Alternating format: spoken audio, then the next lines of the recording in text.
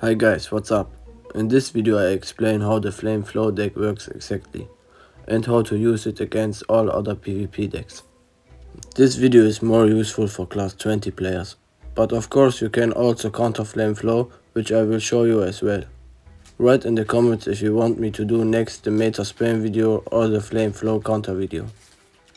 First of all, I have to say that I would certainly not advise anyone who is not class 20 to play the Flame Flow deck.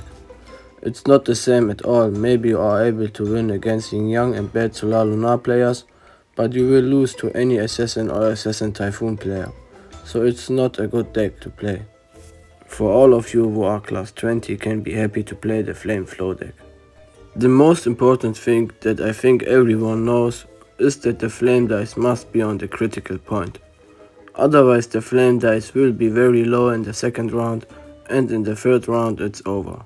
I will explain you shortly how I do it with the critical places. I try to copy on their 1 pip grow, and if that doesn't work I combine the floor or royal dice on it until the flame dice appears.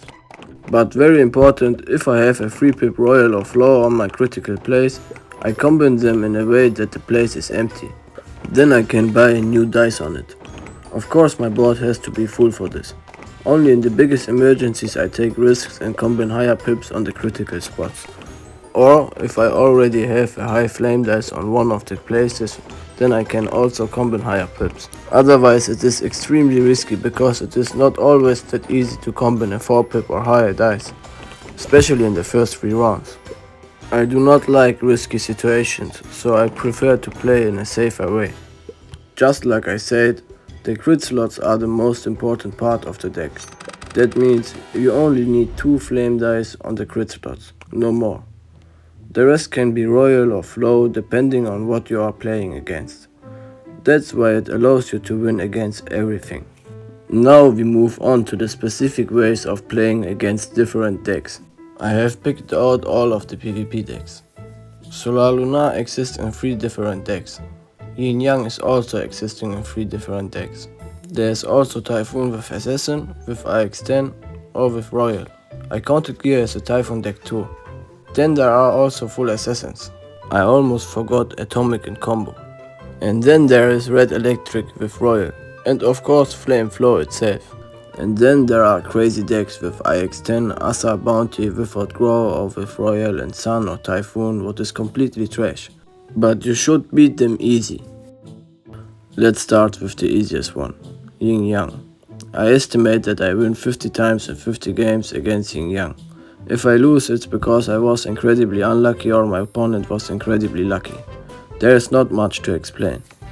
As soon as Yin Yang is activated, you bang your royal dice together and the game is mostly over. If you really want to be sure, copy as much grow as possible in the first round to have 2 pip or 3 pip royal in the second round.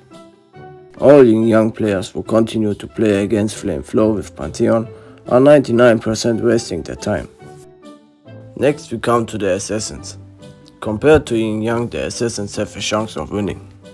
But the chance of winning is really low. Against Typhoon, no matter how high the pips are, a 2 pip flame dice on the crit place is enough. Only at the beginning there is a risk of losing if you are not careful. It's the best to keep your jokers because you can block the Assassin's effect once if he hits the joker.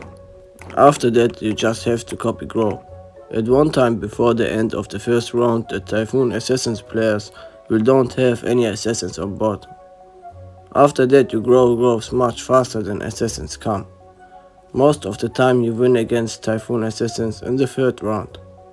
I would estimate that I lose 1 to 3 times out of 50 games against Assassins. But there's also the full Assassin. I have to say that it depends on luck for both sides. The chance to win against the full Assassin is 50-50. I think that is the most dangerous deck which you can play against. But even if you lose against such a player, you should be aware that this player will lose against all Yin Yang and against some Solar Lunar players or Bounty Sacrifice Typhoon players. Of course it is extremely annoying. But because there are so many Yin Yang players, the win rate of a full Assassin is never higher than 50%. If not 30 or 40%. So even if he wins, he is still the loser. Next is Typhoon with IX10. This is easy to counter. I never try to have a higher flame dice than 2 pips on the crit place, and I always have a replacement for it. If it gets a hit, I instantly take the dice from the crit place off. I run the gameplay in the middle at normal speed so you see what I mean. So, look here. Now he hits my flame dice with the IX10 and I take it down directly. And only then I copy my replacement so that he can't hit it before. That makes it very difficult for him to defeat me. Here again, I would say that I lose maybe 1 out of 50 games versus a Typhoon IX10 player. In my opinion, IX10 is even easier to defeat than Assassins. Then comes the Royal dice. The same here also applies if you play against Red Electric with Royal.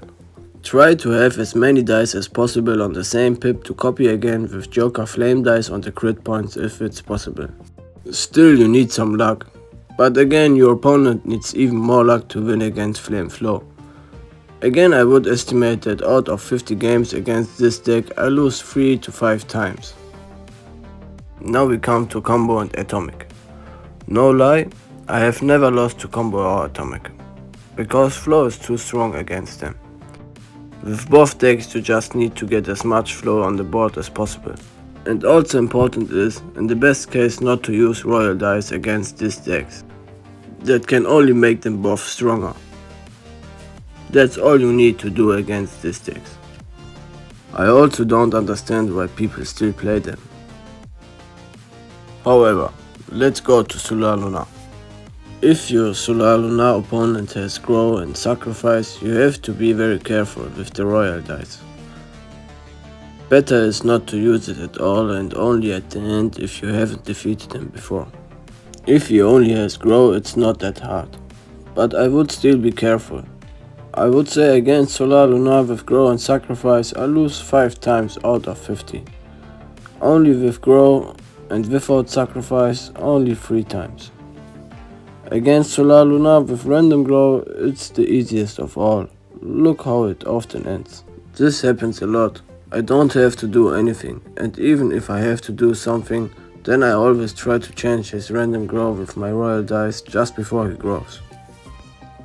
Now there's only one deck left, and that is Flame Flow.